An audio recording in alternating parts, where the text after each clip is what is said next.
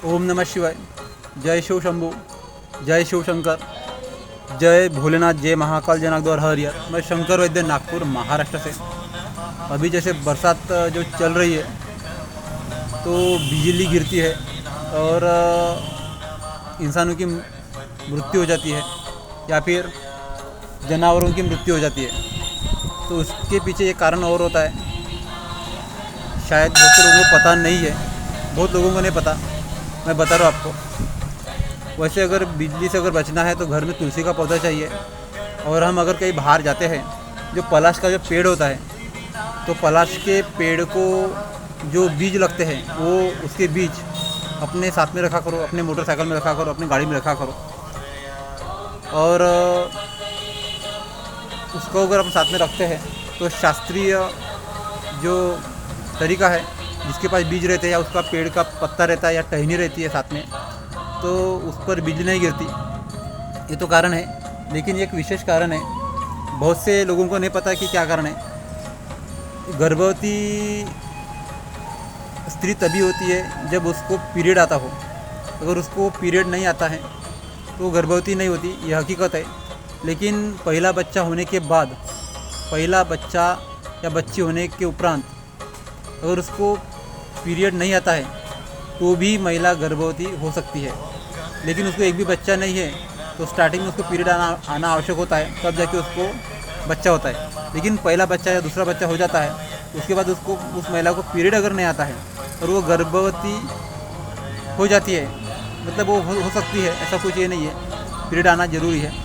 तो अगला बच्चा जन्म लेने के लिए पीरियड आना आवश्यक नहीं होता, वो गर्भवती हो सकती है। और वो बच्चा जो जन्म लेता है तो वो बच्चा अगर अपने आसपास कहीं पर भी है तो बिजली हम पर गिरती है। यह हकीकत है कि बच्चा अगर वो अपने यहाँ से 50 फीट दूर है तो बिजली हम पर गिरेगी।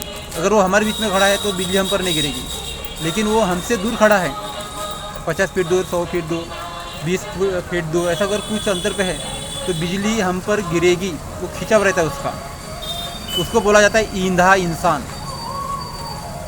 मतलब बिना पीरियड वाली महिला से अगर बच्चा होता है तो उस बच्चे को ईंधा इंसान बोला जाता है।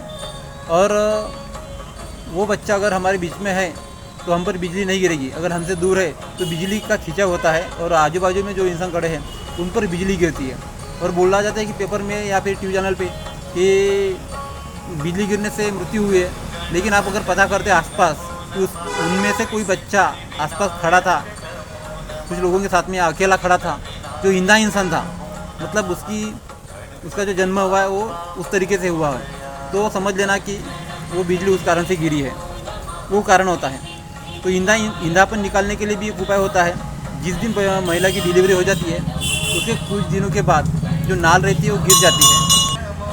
अगर जिस दिन नाल गिरती है उसके पहले, मतलब नाल गिरने के पहले जो तरीका रहता है, जो नाल जो गिरती है उसके पहले क्या करना है, खेतों में जो किसान लोहे की पास का जो उपयोग करते हैं मट्टी को पलटने के लिए, जो हमारे मराठी भाषा में उसको वखर बोला जाता है, तो उस पास को लाना, लोहे की पास रहती है 1 हाथ या फिर 1 फीट लंबी, उसको लाना है और आधा बाल्टी पानी में वो पास को डुबाना है। मतलब वो पास लाना है, उस लोहे की पास को लाना है, उसको अच्छा गर्म करना है, लाल होने तक गर्म करना है, पूरी पास लाल होनी चाहिए। और वो गर्मा गर्म पास सादे पानी में डाल के डुबाना है। और वो जो पानी रहेगा, नॉर्मल पानी, ज़्यादा गर्म नहीं होना, उसमें पानी डाल सकते हैं आप। उस पानी से उस बच्चे को नहाना पड़ता है।